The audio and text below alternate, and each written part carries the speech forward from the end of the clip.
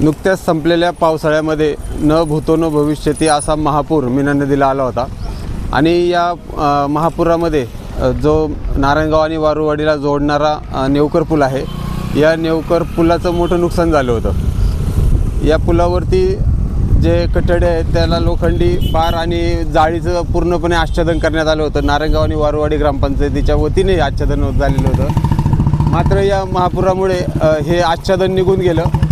त्याचबरोबर हे जे बार होते त्याला देखील मोठं नुकसान झालं आणि आता त्यातील काही बार, त्याचे जे नट बोल्ट आहेत ते सुटलेले आहेत। त्याच्यातलं एक बार तर नदीत पडलेला आहे, 2-3 बार दुसरे लूज होऊन वरती तसेच लोंबकळत आहेत। या रस्त्यावरून मोठ्या प्रमाणात विद्यार्थ्यांची जा-ये असते, त्याचबरोबर विद्यार्थ्यांना सोडणाऱ्या पालकांची देखील जा-ये असते।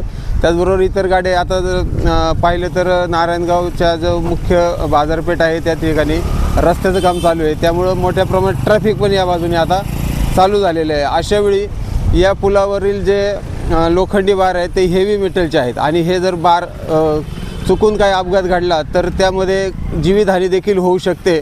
अशा प्रकारे काही पालकांच्या तक्रारी आल्या होत्या, त्यामुळं आपण या ठिकाणी खरोखर पाहायला आलो तर तशीच परिस्थिती आहे।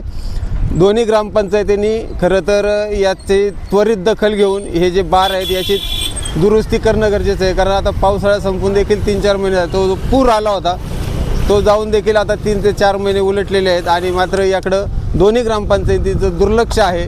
लवकरात लवकर याची दखल घ्यावी अशी येथील पालकांची आणि रहिवाशांची मागणी आहे।